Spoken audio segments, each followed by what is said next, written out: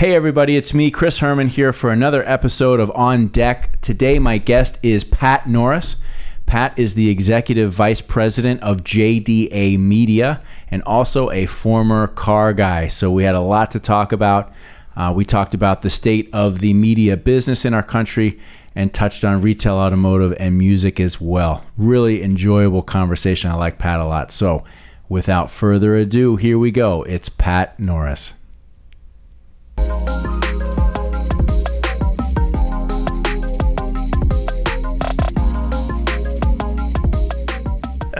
Here we go. Here we go. All right. So let me get my coffee positioned appropriately. And there we have it. We're up and running, Pat. Good. How you doing, man? Doing awesome. Thanks, Chris, for the invite. You are welcome. It's fun to be here. I'm glad. We've got to spend a little bit of time, and you've been able to check out the office and very cool place. Chit-chat for a while. So it's awesome to have you here. Pat, you are on deck, sir. Thank you, Chris, for inviting me. My pleasure to be on deck with Chris Herman. Hey. Yeah. Ladies and gentlemen, today we have Pat Norris. Pat is the Executive Vice President of JDA.media. Formerly Jim Doyle and Associates, correct? Correct. And for those of you that out there that don't know, Jim Doyle and Associates, or now JDA.media, is one of, if not the preeminent media training companies in America. Is that a reasonably accurate description? I would say that's a very accurate description. Really, we're an iconic business. Jim, our founder, is still a mentor for all of us and still there. He spends a lot more time playing golf and traveling. He's actually in Italy as we speak right now. Good for him. But our new CEO and president, Angela Battasso, has really taken us to the next level, and thus we've recently rebranded as JDA Media to reflect really our future path. But yes, we're definitely and always have been an iconic training company and marketing strategy company. Great. Well, everybody should know that we have a lot of common ground today. Pat's a former car guy, yes, I am. Right? And now who has found his way into an executive level position successfully with JDA.media. We've known each other for like about a year and a half now. Am I a little longer, but yeah. A little bit longer. And I was recently fortunate enough to be a guest speaker at your event in Tampa, which was a real pleasure. Thank you. My pleasure. Our boot camp in Tampa we do every other year. And you were a hit, by the way. Thank you. Top 3 speaker out of at least 24 segments. So awesome job, Chris. Thank you, man. I appreciate it. You deserved it. Let's start off with media. We'll get to car business stuff at some point in time because it's inevitable that we end up there. Certainly we are experiencing a very interesting time in our country for a lot of reasons. But economically speaking, some businesses are succeeding, other businesses are facing very unique challenges. And from your perspective, how is the media industry doing in our country right now? I would say from my perspective, they're doing pretty good. I think what you find is that they have found growth and stability in certain segments of different media platforms. I think they're struggling in some others, typically linear. There's no surprise about that. But yet they find that they're able to gain revenue with video on more digital platforms. So at the end of the day, when we work with broadcast companies, they're really, it's almost a legacy word because they're not really broadcast companies anymore. They're multi-billion-dollar, multi-platform media marketing companies. And so they've been able to, some more successfully than others, transfer those video skills, quote unquote, television skills, right, and even to some degree audio, radio skills over into streaming platforms and other digital deliverable platforms. On video. It's the media industry has gone through almost an upheaval, if you will, over the last 15, almost 20 years now, as we've moved from a world where traditional media, i.e., broadcast television, cable television, radio, and newspaper, digital comes along, and all of these companies really had to figure out how to move quickly into the new world, if you will, right? Right. And I think the newspapers were, they were the first on the firing line, quite frankly, and they had to move very quickly. And I think overall they did pretty darn good in terms of transitioning from a legacy business into a modern business. Is it safe to say that at this point in time, and I think you already answered this question, so my apologies for asking it again in a different way, have the legacy broadcast companies been able to fully transition into the modern way? Absolutely, positively. Rather than being sort of last to the game in some respects, they're now innovators in the digital space, and they've put the billions of dollars in resources and personalities and technology behind it. So I think they've pivoted very well. Mm-hmm. Let me think about how I want to ask this. As they've been able to pivot, how has their sales approach changed, right? Because that's one of the things that you guys help them with, is how to, how to sell their business, how to sell their product, how to engage with new potential clients. How has that shifted in terms of how they engage with potential new business operators?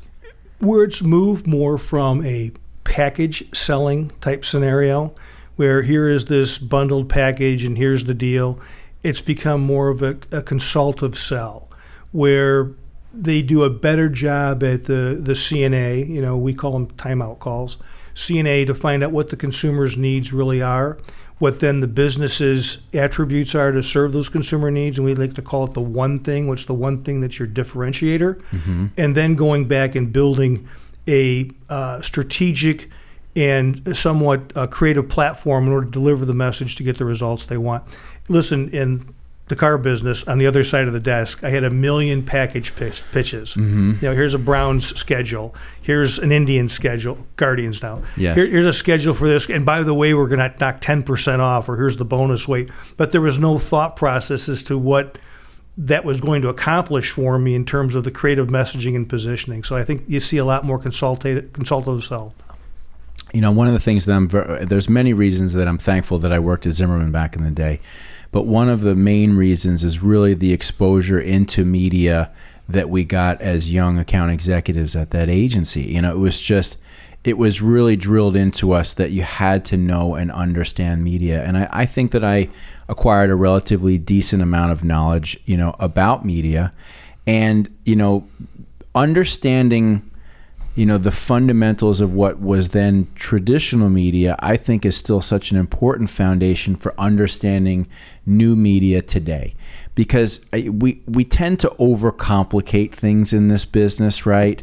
Absolutely.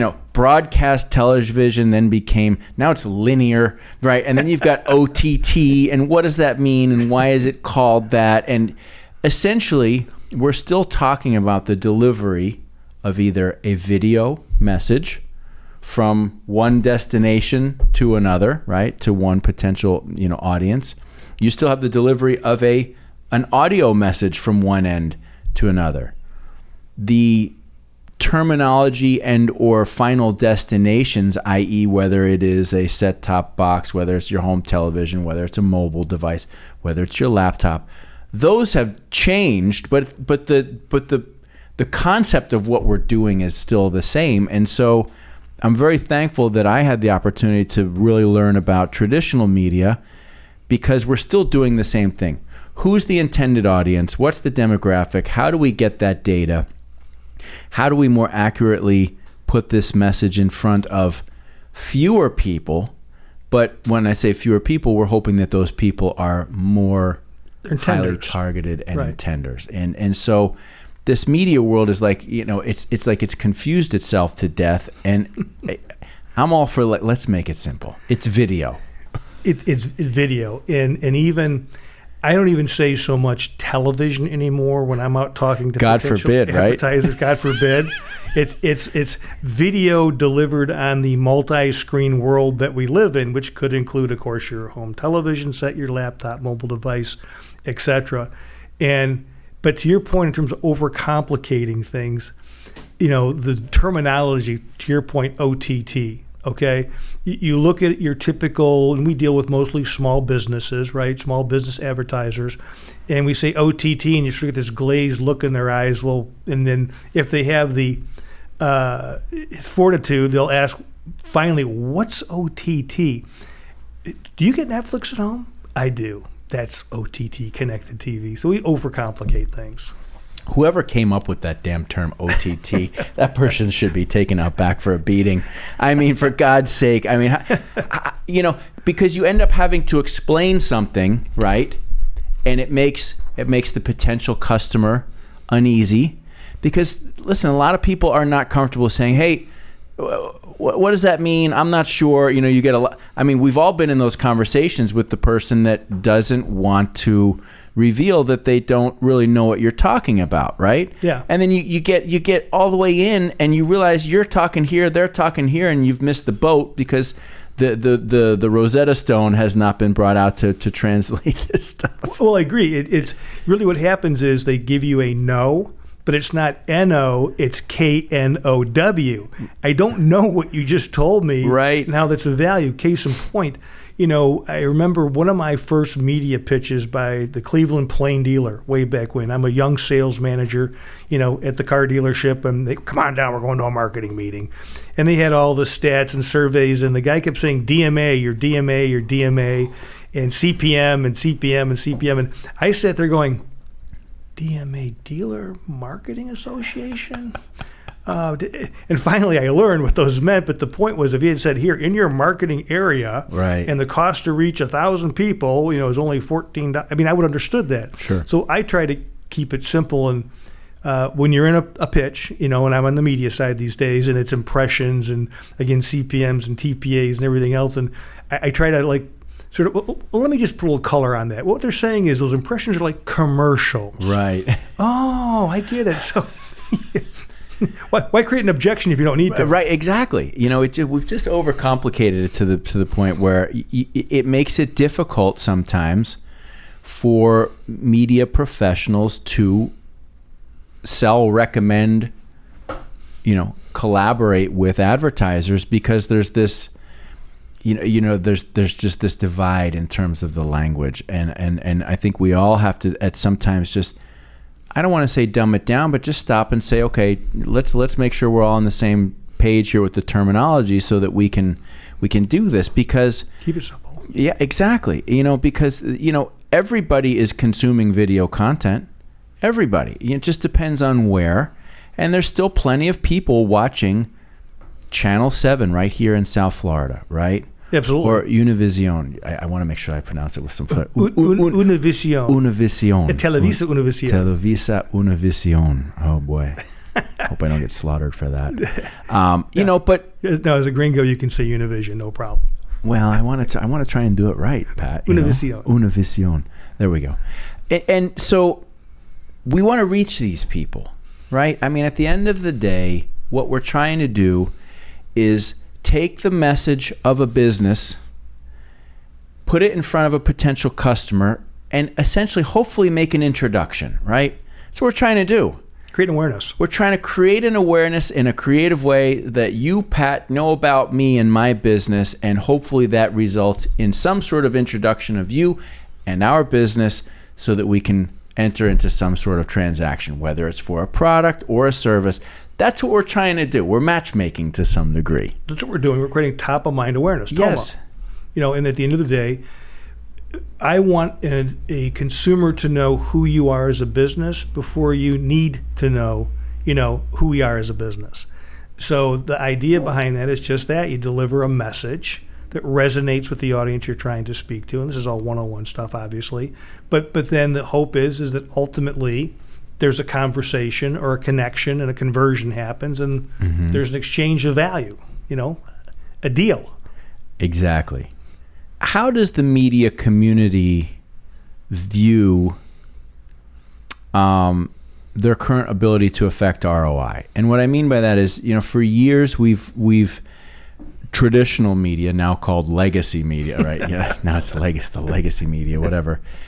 There was always that thing. So how do we know if it's working, right? Well, I mean, you kind of feel it in the store. People let you know they saw you. Maybe your business went up, but there wasn't that. there wasn't that immediate connective ROI that digital in many ways brought along, but still hasn't hit the nail on the head with yet either. How do media companies now look at their ability to justify their results, I guess would be the question. Well, many have implemented their own analytical tools where they're measuring once a spot runs, through Google Analytics, what's the traffic on the customer's website in an 8-minute window. Mm-hmm. But that's as far as it goes. So you can see where there's a lift and at what time and what programming, if that's the case, where that lift is, and then can optimize accordingly. But there still is a disconnect between the lift and conversion. And that's where you really have to, as a media company, rely on the customer to have either the technology and the skill set or the tools to be able to track that lead to a conversion. That's always been the challenge. I like to say, though, that what trumps everything is results. Mm-hmm. If your baseline is that our door swings are 100 a month, and once we began campaigning, our door swings have gone to 120 a month, a 20% lift, well, then certainly something we've done, and if we're one of the differences in your marketing or media mix, then one of the differences that have caused that additional opportunity has been us. But it's convergent media. I mean, we as humans take media from all kinds of sources now, and then somehow our brain spits out this is the place to go, or to Google, or to call, or whatever the case is. And as you well know, when you talk to certainly your dealers, or your dealers talk to their customer, what brought you in? I Googled you. Okay, well, what was all the behavior behind that led to ultimately, we call it the myth of the last click. Mm-hmm. Something happened before they Googled you, so don't get caught up that Google drove you the lift. But I think media companies are confident. And again, you talk about legacies because for 70 plus years, they've proven they can bring results. Right. And we're still, and this has been my biggest my biggest frustration with digital over the years is that, digital was supposed to bring this true sense of clarity, right? That, an advertiser or marketer was going to spend this amount of money. We were going to be able to show the impressions, the clicks, which we can, right? And after years of studying countless, Google Analytics accounts and reports and all that stuff, there is still a level of disconnect between what we spent our money on, the activity that we can see that it generated in the form of clicks to the website or leads, but that connective tissue of we put an ad here, Pat clicked on that ad, came to our website, submitted a lead, and then bought a Chevy Silverado as a result of that. There's still sort of this hazy connection through that process, which is frustrating because that's what everybody is really at the end of the day wanting. And so the digital world still sort of exists a little bit in the same realm as the traditional or legacy world of being able to show to a certain point what they've been able to do. But there's still, as a dealer operator, there's still sort of that, well, did that specifically result in this sale? And it's not always... It's not clear. Right. It's still a little of a bit of a hazy connection. And some of it is because as consumers, we have multiple touch points, regardless of the vertical, before we finally make that step to reach out to the business and become a lead. And of course, the dealer doesn't care about clicks anymore. They care about conversion. But yet, I may have been, in the car example, I may have been on Carfax, Cars.com, Gurus, etc. And I've been on your website. I've hovered over your website. Right. Then I went over and I shopped over here and I shopped over there. And finally, I came back in through one of those portals. I came in on Cars.com. And Cars.com claims the lead. Right. Claim this is ours.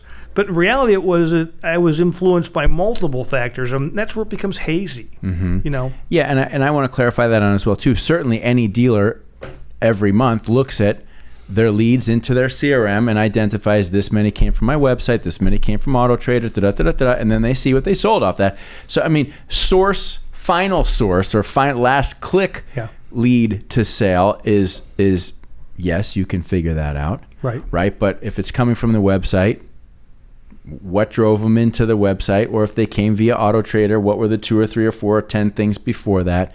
that influence their behavior. And that's why I've always been a big proponent of that. It's a marketing mix. It's like a recipe of a bunch of different ingredients. You have like core staple stuff, and then you have some seasoning that goes into that deal. Right. And it, you can change it and manipulate it to some degree, but there are basic fundamentals. You need your website to be optimized, and it needs to be a good experience and an easy experience for the customer to utilize. You've got to drive traffic in there via Google. I mean, it used to be the search engines, but I mean, it's Google at this point in time. Sure. Right? You need some social, you need some third party, you need some display and video, right? But all of these things have to sort of work in harmony. And when you sit down and you go through your month-end report and look at stuff, you'll be able to see, well, that did a little bit better this month, but there's still sort of that, it comes down to, did we sell more cars? Results trump everything, right? At the end of the day. And we like to call it at JDA Media tradigital advertising, traditional and digital, tradigital advertising, because in today's world, we feel it's no longer just a traditional strategy or a digital strategy. It's a tradigital strategy with the different components underneath them. And you have to have that mix in order to drive ultimately that behavior for them to go Google you. And no search engine creates demand. No search engine reaches out and grabs you and says, come Chris, come check my business out. Something has to stimulate or serve that demand or interest of that potential consumer to then come and find you specifically versus doing a general search. So at the end of the day, if whatever business you're in, whatever service business, product business, whatever you're in, you have to have a mix of multiple platforms and media to be successful. So it takes that. At this point in time, do you think that the legacy media companies, and I don't even like using that term, but I will just use it, do they understand that? Very much so. Yeah. Very much so. In fact, so much so that, the quote unquote legacy media companies have put more emphasis on the digital side as the way to ultimately make that introduction to the consumer and start that relationship there, and then bring in those traditional elements. They realize that traditional is important. Traditional still, again, drives consumer behavior. It's still, in my opinion, the most powerful influencer of consumer behavior. But since we're all consumers and we all reach to our smartphones in our pocket to find out more information, or QR code it or click to call, you've got to have that element. And a lot of times our media companies lead with that element. They understand that today. It's important because there was a period of time where there was sort of a battle for budget, right? Oh, huge. Big battle for budget. And in most cases, the digital companies were winning out because there was a better story about ROI, right? Where now it does seem like the legacy media companies certainly understand the full mix and are perfectly willing and capable to come to the table with a lower cost digital solution like OTT, right? Correct. Or any of the other things that they've invested in technologically to be able to earn business, earn a relationship, earn trust, and then be able to introduce some of the what are still typically probably a little bit more expensive. I mean, when you're talking about, even if you're talking about local cable or network television, you're still talking about a much more significant investment for most advertisers than some of the digital, products that are available to them. Yes, that's some market dependent. If you're in a market like here in South Florida, you're in Chicago, LA, for example, oftentimes to go out and talk to that quote unquote small business or direct business owner, what's affordable to start off with is the digital solution, right? And then if the success is created and they're seeing the ROI, then you can start introducing some of your other traditional platforms, which can be more costly, especially in the bigger markets. Right. Do you find, let's talk about the people in the media business a little bit. Coming from the retail car business, and certainly I've been around both all my life, I like media people, right? I maybe it's just that I understand them, I've been around it, but I find that there's some similar qualities between media people and car people, which is that sort of that sense of personal drive, the salesmanship, the presentation, the trying to close. They tend to be a lot of fun. They like to have a lot of fun. Yeah, exactly. Am I right here in these assessments? Yeah, you're right there. I mean, it's relationship driven still today. And, media people understand that. Car salespeople understand that. I think media people understand that relationship build is longer, than the transactional side of the car business, but you still have to have the likability factor. Mm-hmm. And so I would say media people and car sales people are alike. In fact, with everyone looking for, employees and especially stations looking for salespeople, I tell them all the time, recruit from the car business. Very similar personalities, commission-driven people, people that are used to asking for big money. I mean, they're both very similar in both those qualities. They have to have a likability factor to be successful, and they're willing to learn at least basic processes and then wing it from there. It's so true. It's so true. Those of us, I'm not on the dealer side necessarily, but as an agency, we are still similarly on the dealer side where when we're dealing with representatives of different media companies, they're pitching us, they're either going direct to the dealer or they're coming to us, Right. And, of course, we like to say and think that we're better at weeding through the BS, if you will, to make sure that our clients are getting a well-crafted and thoughtful media strategy, right? You Right. mentioned earlier the packages, right? Right. And it's just, I think of so many accounts that we went into over the years where they were on the package, and our media director dives in and goes, "Oh my God, they're getting killed here," right? Yeah. And who's to blame? Because a lot of it is relationship and trust oriented, and if a dealer is buying their media direct, they don't necessarily have the same tools, that we have to be able to cut through it and say, you don't need that, we need more of this. And I guess I'm rambling a little bit, but that leads me to something, media and media directors, and you've heard me before refer to media directors of a certain vintage. We even spoke about it earlier today. Right.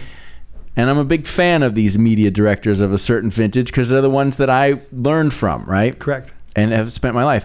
But the mentality of the media director of the certain vintage has always been understanding the audience, what's the demographic, who are we trying to reach, what programs reach those people, and we want to make sure that we are hand-picking our spots, whether it's on broadcast television, whether it's on local cable, or even now on OTT.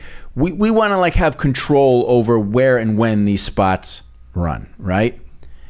And the new methodology, whether it's legacy or OTT, whatever, is much more impression based, right?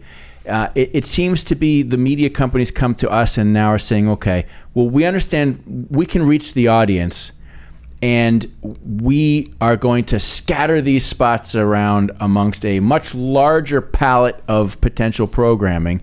And you have to trust us, it's going to hit where it's supposed to hit. And there seems to be, and this was a question that was asked of me at the conference, Right. And there seems to be a little bit of a rub between the traditional old school way of buying media and the way a lot of media companies are presenting media, let's not use the word packages, but schedules that are supposed to reach a chosen audience. Am I highlighting that appropriately? I think so. I understand the vintage media director because they're battle hardened. Yeah. They're battle scarred. They get it.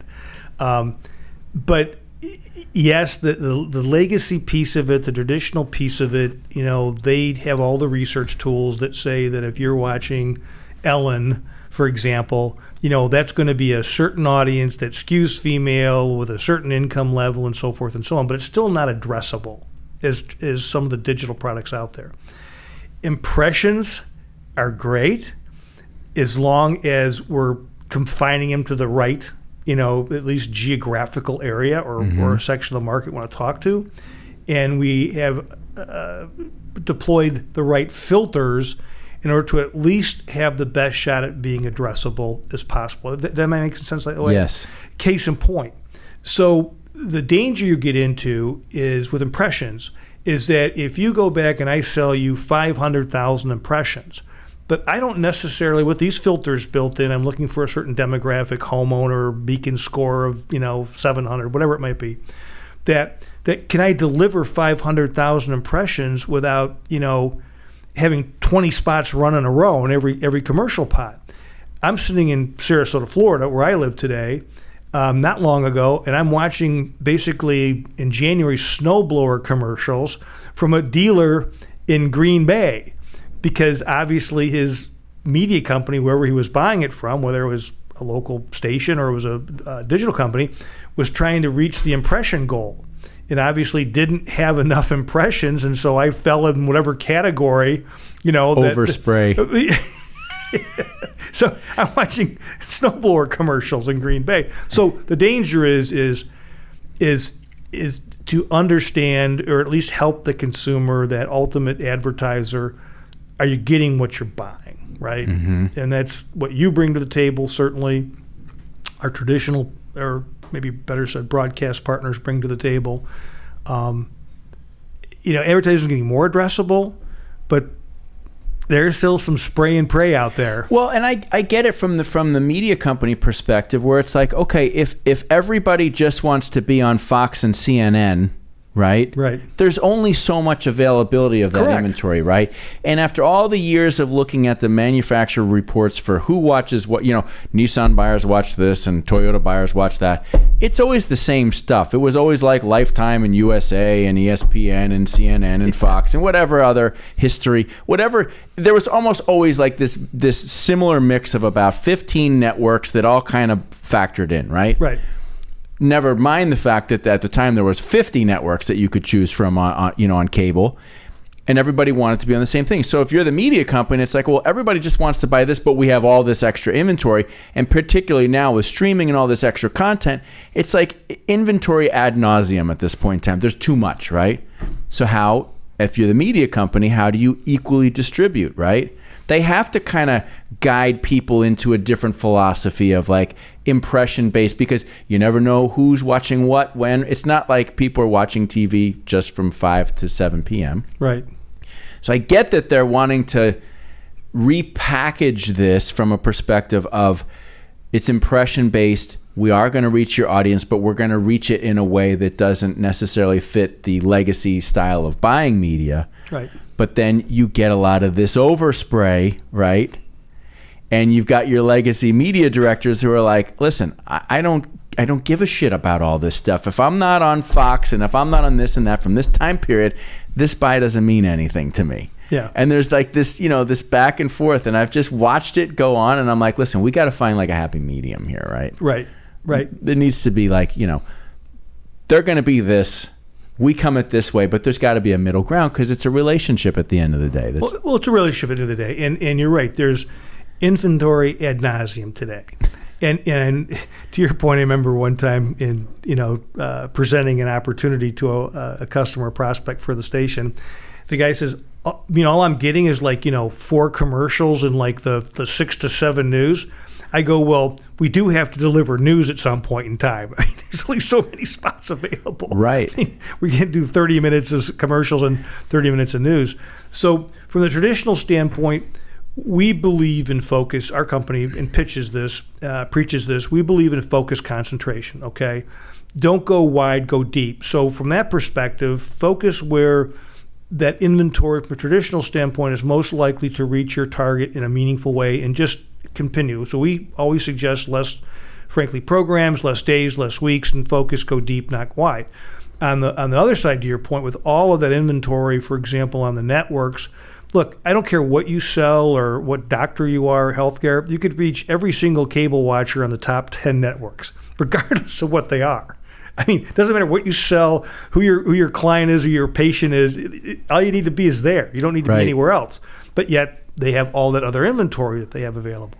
And then on the digital side, I mean, it's even greater inventory availability out there. It's endless, basically, right? Mm-hmm. So the key is how do we deliver the digital side of it, again, as I said earlier, the right audience that is at least addressable as we can get today. And there has to be a happy medium between that. Univision calls it the 360 solution. A little bit of this in traditional, a little bit of this in digital, a little bit of this over here in streaming, whether it's audio or video. And they have a lot of other platforms that their community involvement and so forth and so on. So they call it the 360 solution. They rarely go back with just one solution. And I think if you're a marketing company, you're a media buyer, I think you need to step back and take a look at how do you create that 360 solution. Like you said earlier, a little mix of everything.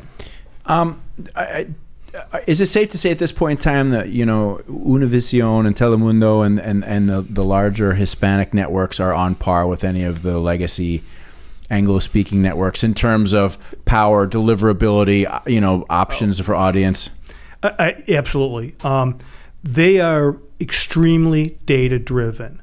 The one thing that I've been impressed, and I've done a little work with Telemundo when we had the NBC O&Os, because Telemundo obviously is owned by NBC, but they're all very data-driven. Univision has probably one of the most robust platforms from data to find out exactly who that Hispanic consumer is you want to talk to, what's their family size, their age, their incomes, the high-level stuff, but also gets down deeply into how many times do they buy this. What kind of referral percentages do they bring to a business? And they're actually better, I think, in some of our other, English language, media partners. And their production capabilities, their programming obviously appeals to the Latino and Hispanic community, is on par. Production quality, everything is on par. On par. And as you probably know, Univision just merged with Televisa. Yes. And then Univision was bought in the last 2 years by a new equity group that came in, led by Wade Davis.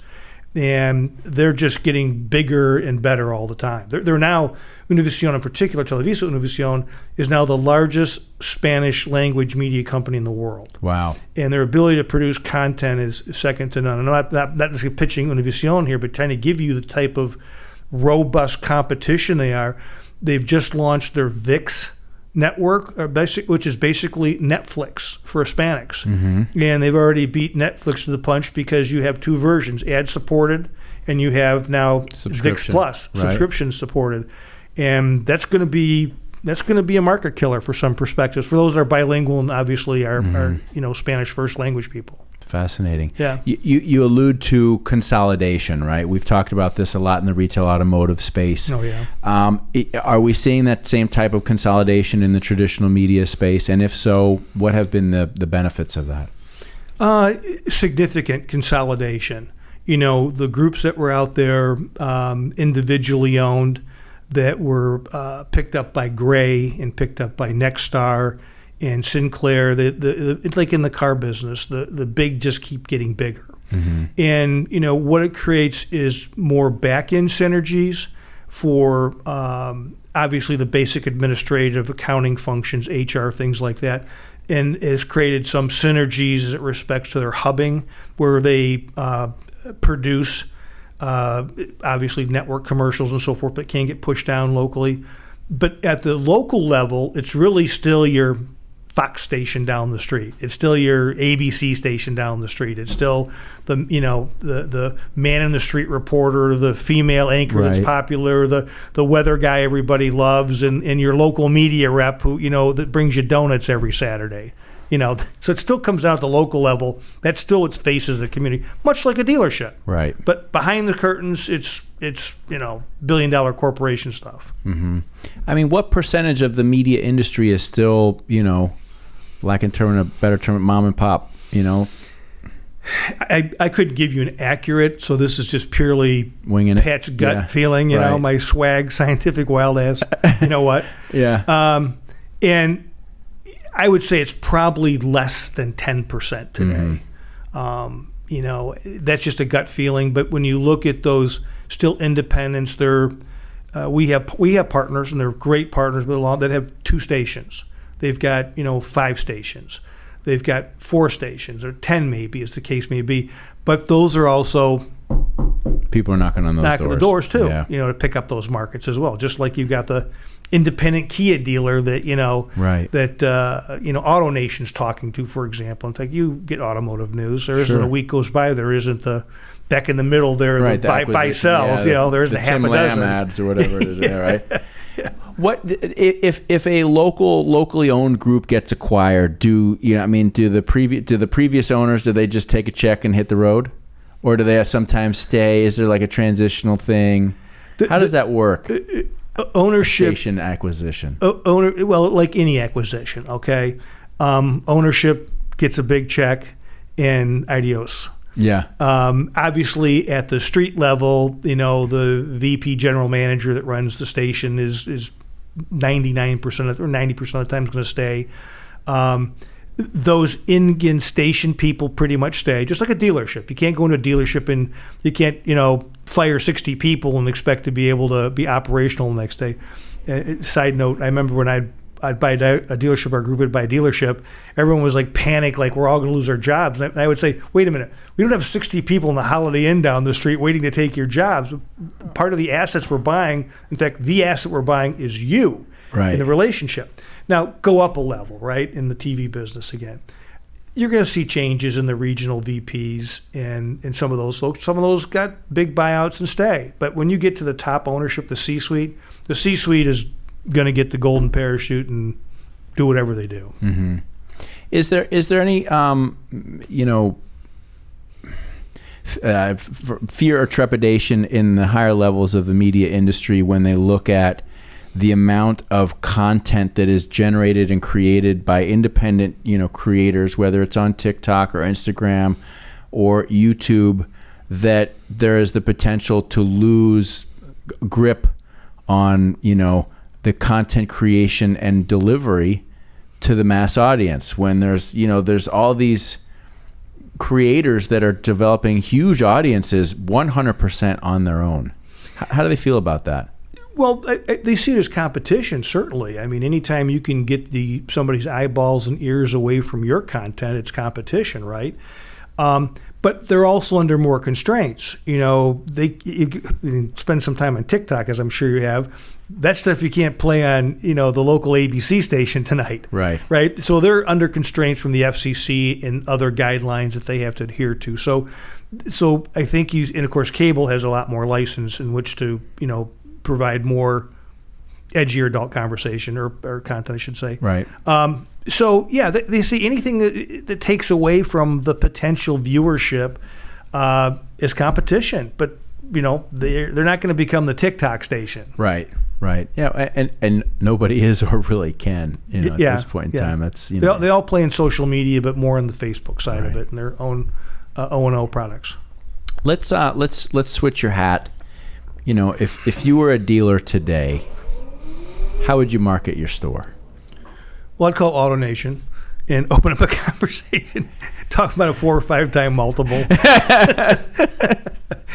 I've been thinking about putting the money into other investments and hitting the beach, right? The golf course or wherever. People are paying up to 10 multiples. I just heard somebody was just telling me the other day, some guy paid 10 times for a Toyota store in an okay market. But you think about it, money at least has been pretty cheap. And so you look at those multiples, and 3 or 4 was kind of the norm in terms of dealership acquisition, right? And 5 was, wow, did great.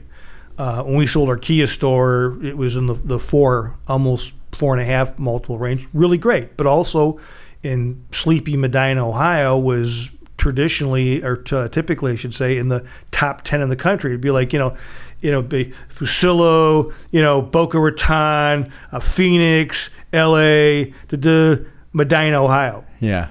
Where the hell's Medina, Ohio? But my partner, my success story. Northeast of Cleveland, right? Northeast of Cleveland. Actually, southwest of Cleveland. Oh, shit. Cleveland's on the lake, so you can't go too far north there. I thought Medina. Okay, anyway. Yeah, no problem. It was southwest of Cleveland. Okay, gotcha. About 35 miles. Gotcha. But my success story was hiring my partner Bill Doherty, and Bill was the success story of cranking that thing up to be consistently a top 10 Kia dealership. Bought by Auto Canada, which is AutoNation, Canada's version of AutoNation. It's now since gone back to private ownership since then, but nonetheless. money's cheap. We all know, or at least those that are in the business or deal with the business know what the per car is, the gross profits being made per unit sold. I suppose if you're snapshotting the world, you might pay 10 times. Right. Yeah, well, it's interesting. We're watching, yes, money has been very cheap and overly plentiful. And we've seen a lot of big gains in a lot of areas that over the last period of time, we're seeing that stuff equalize, right? You've got talk of recession and you see what the market's been doing. You look at the crypto market and it's like, oh my God. But I mean, as a non-investment, I don't know that much, but I just know enough to say, you print a shit ton of money, you give a bunch of people basically a bunch of free cash, and they go out and buy a bunch of stuff, right? That they normally wouldn't have been able to buy. Correct. Drive the value of it up, and guess what? Oh, things starting to tighten. It's like, well, we got to sell that stuff off, and then poof, the pendulum swings. Yeah, it always does. Bitcoin has gone from 67 back in like October or November. It dropped down to 17,000. 3 days ago. It's I've had friends who would brag about pound their chest about I'm at like 60,000. Like you should get the Bitcoin. And well, I've got $5 worth of Bitcoin. I think somewhere for to give you a gift card or something. I don't know. Bitcoin certificate. You look at everything water finds its own level, right? Everything equalizes, and it certainly related to the car business. And the car business is sort of the bellwether for the economy, right? Not discretionary, but big ticket purchase. One of the few things that you're going to put money to fix your car versus buy your car. It's slowing down. I think people are genuinely becoming concerned about a recession. We just have another rate hike coming up potentially. Mm-hmm. I think like anything else is that, every economy is based on the confidence or belief of the buying public, the consumer, right? And when consumer confidence wanes, high gas prices, even people that don't have IRAs get scared when they hear about, stock market drops and so forth and so on, that people then stop spending money. It tightens up, and thus we go back to creating more of a price-driven value. It's funny. I've been wondering lately, from a marketing perspective for dealers, over the last 2 years, as we've had these inventory constraints, dealers have not had to put out any quote-unquote specials, right? I mean, there's way more demand than there is supply, and that's not changing anytime soon on the supply side. But you start to wonder if the demand starts to dwindle out of apprehension of a potential recession. Do dealers at some point in time have to let go of this low volume, high gross perspective to some degree and start selling again, right? If people are starting to get a little slow, we might need to start seeing some deals happen again. I think you can absolutely count on that happening. I belong to a lot of social media, car-oriented particular salespeople, life at the car dealership, $1 million car salesman, all these different social media sites. Right. And they do it just to monitor the banner and just to try to understand what's going on in the mindset of people on the floor primarily. And anybody got any traffic? These are the kind of posts I'm reading. Hey, slow as heck this month. I only got 4 out, So there's we were in the middle of the month, right? Actually, we're in the back half of the month. So there's seeing this drop in traffic. The up bus isn't coming in anymore. Right. And I think as a dealer, you have to sit back and say, okay, well, I can't crack the nut selling asphalt. I mean, I've got to move metal. I got to keep my service department full, which is, as you know, where most of the profits are made anyway in a dealership. Mm-hmm. So I'm going to have to be a little bit more aggressive in my approach to the market. I'm going to have to, get back into advertising again to tell the market why, Pat's GMC store versus Chris's GMC store. And I think, we'll see that. And that's not the conversations I have. with my clients in the media business is that the pendulum is starting to swing back the other way, as it always does in the car business. Mm-hmm. I think you'll see dealers having to get back in the game again. It's funny. A few of my friends have recently indicated it's like, yeah, we actually have cars now, but people don't want them as much. Okay. They're not going to pay as much either. No, I mean, these gross profit levels have been astounding. I remember having a conversation just recently with a gentleman who's in the Victory Auto Group out of Southwest Michigan, and he happens to be one of their Chicago stores. And I said to him, "Did you ever think you'd see gross profits like this in the car business?" And I did my 35 years, and he's same thing, 20, 30 years. Never in my life would I've ever seen this. And he told me his gross profit was significantly higher than average, and he was just in the middle of his group. He was compared to a Toyota store. So, but you and I know this. Down the road, these folks that paid significantly over MSRP, in 3 or 4 years, Martha, let's go take a look at a new car. They're under more water than the Titanic. Well, and you start to wonder. I was listening to something today that was referencing the mortgage crisis from 2008, 2009, where you had a bunch of people who probably should not have gotten mortgages for the size of house that they did, ultimately get to the point where they couldn't afford it, and we had a default, and that's what, triggered this collapse in our economy.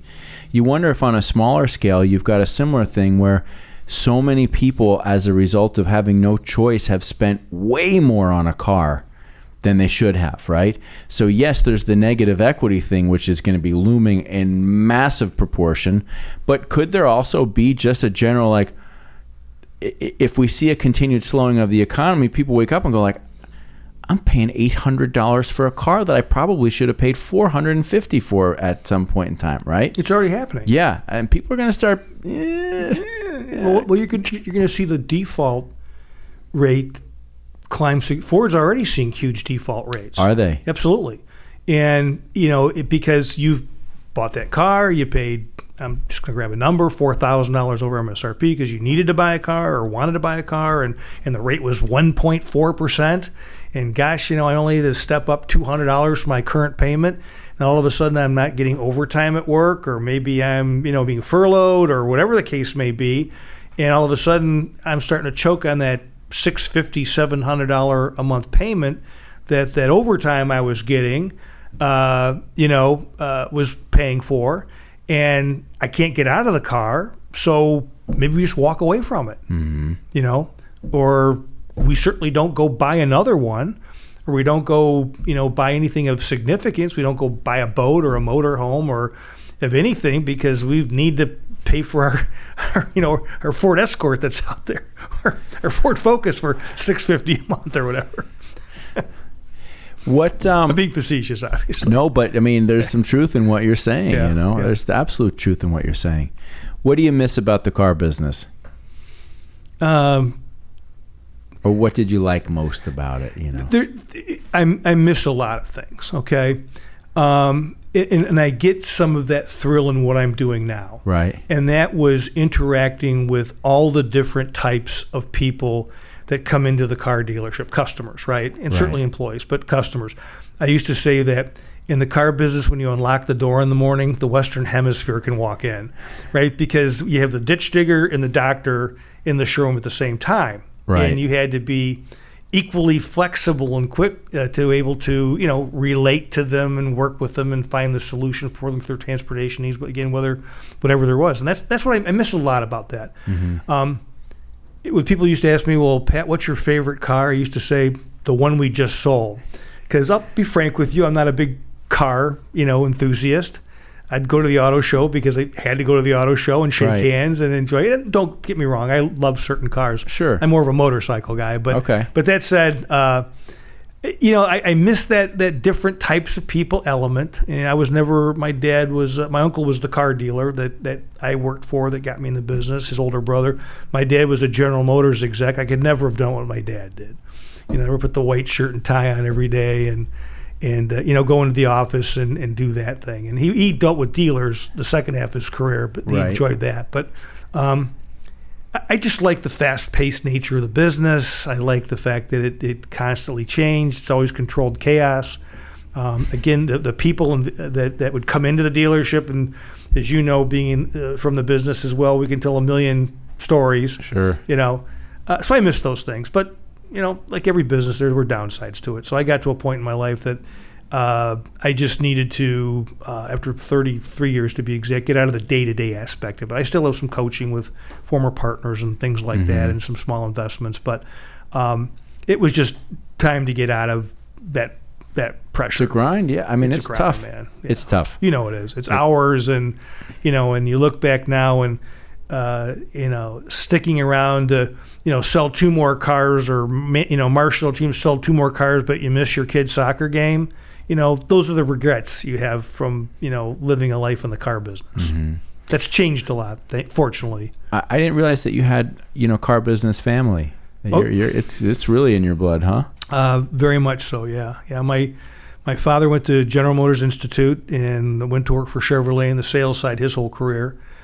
Finished as the regional vice president for the Southeast region. He did a 44-year ride. Wow.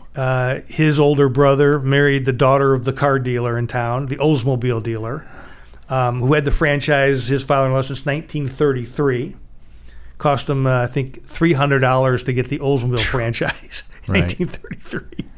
And so I went to work for my uncle, going to college for a couple summers, and thought, okay, when I'm done, I'll save some money up, and for a year or two after, then I'll go out west and ski and whitewater raft and just be a ski bum and make a few bucks as a safety patrolman and a whitewater raft guy. And 30 some years later, you're still in the showroom. That did not happen. Did not happen. No, and no regrets. No regrets. No, I understand. Yeah.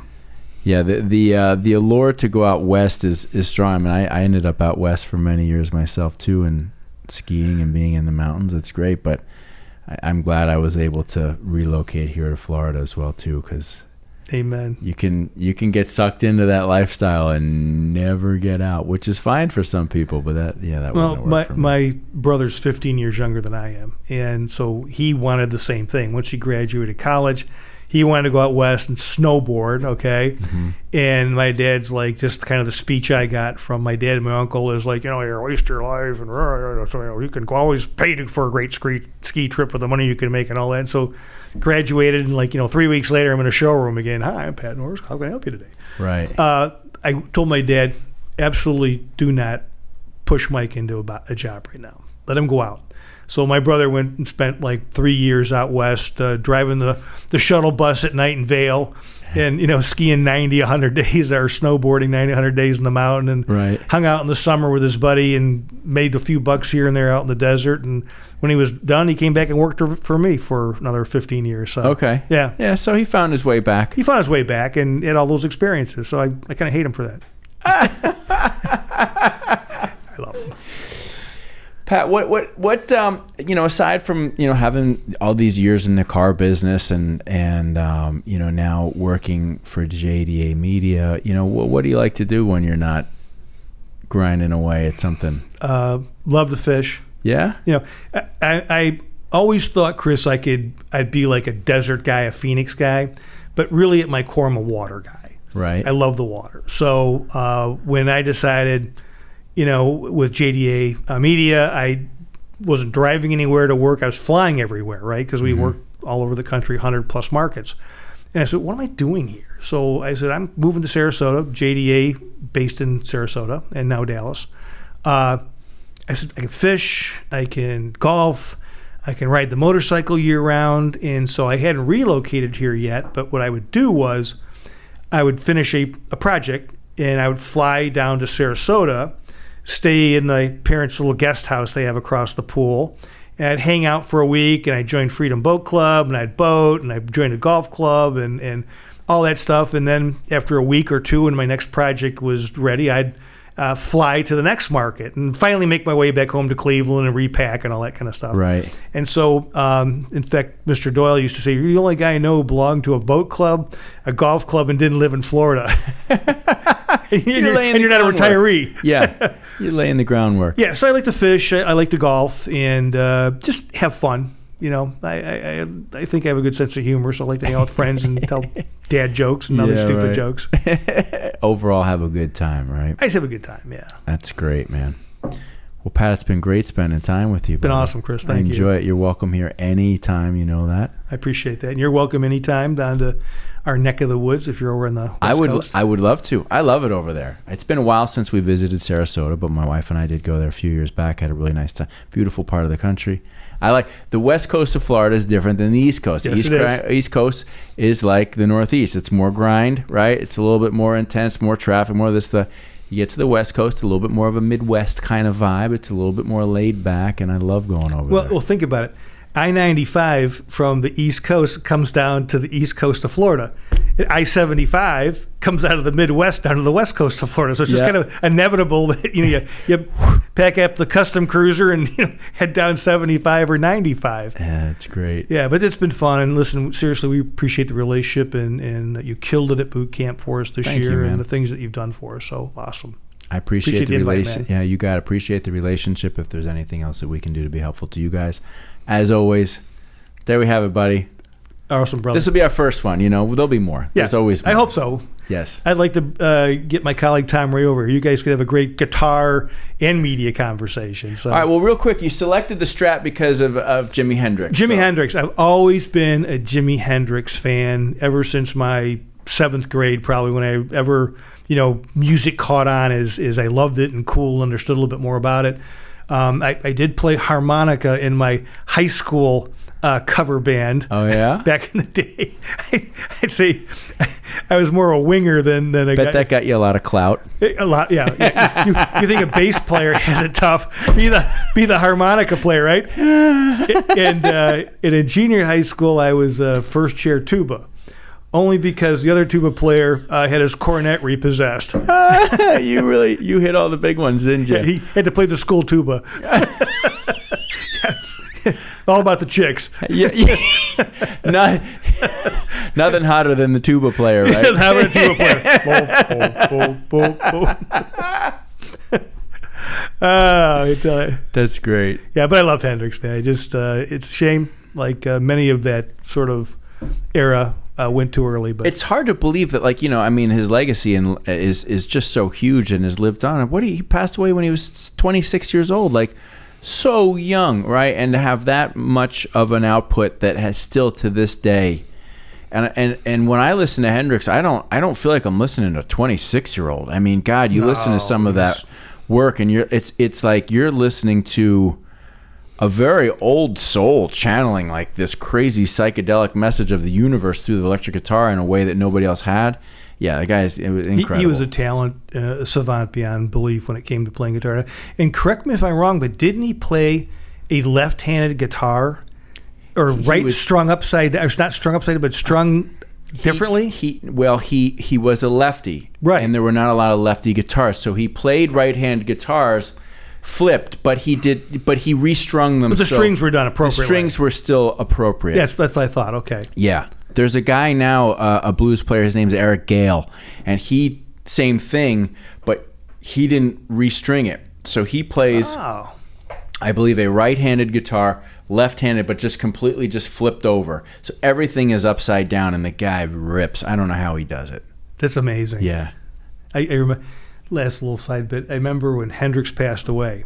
I'm pretty sure I was 7th grade. Okay, so I'm dating myself, folks.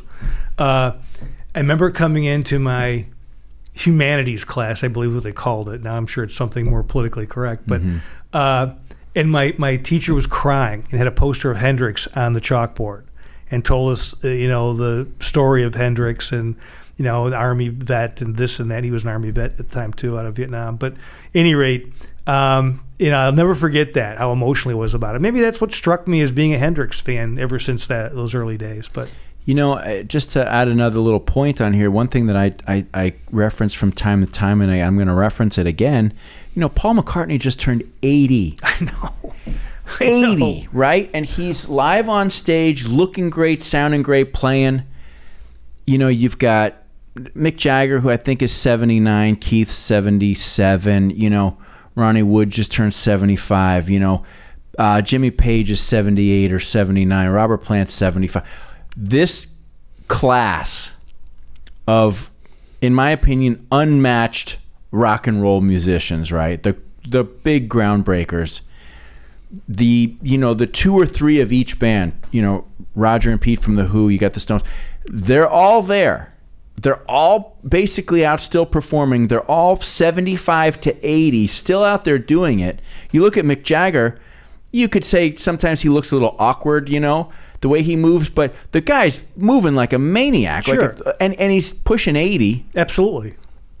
And I'm like, I hope we get like another 10 years, right? I don't know if we will, but I sort of lament the day when they start, when they're gone from the earth, because then it's like, holy shit, that's the end of a big era. It'll be a loss to humankind. Yes. And certainly for, music in general. Mm-hmm. Yeah, they were the people that really defined what rock and roll was. And if you look at all the other genres of music that have spun off that since then, including even, urban and country to some degree now, more new country, it's never be matched again, I don't think, in time. I don't think so either. And it just goes to show you that, man, if you love what you do and you're like, it brings you joy and you put yourself into it, it'll provide longevity, because none of these guys lived the cleanest, healthiest lives, right? Most of them cleaned up in later days. Exactly. But, yeah. But they put themselves through some pretty good experimentation, some longer than others, and they're still out there lean, mean, doing it. And I love it, man. I think it's great. I think it is too. And suggestion, I love to read, and I'll go from a business book to historical to I love to read about rock and roll. So I read Up and Down with the Rolling Stones, that was written by like Keith Richards, right-hand guy, goes back a couple of years, and those stories. My Appetite for Destruction by Steven Adler from Guns N' Roses. I can't think, My Road to Hell, I think, by Marilyn Manson. Those are all really fascinating stories about how they started, where they went to, what their passions were in life, and in the older ones, how they finally sort of, like Steven Tyler and the rest, sort of cleaned up and are still kicking it out there. Yeah. I hope I have that same energy. Yeah, me too, man. I hope so. Well, Chris, thanks again, brother. You got it, Pat. Appreciate it, man. So much. Enjoyed it anytime, okay? Appreciate it. Thanks. All right, thanks again. buddy. Take Bye-bye. care.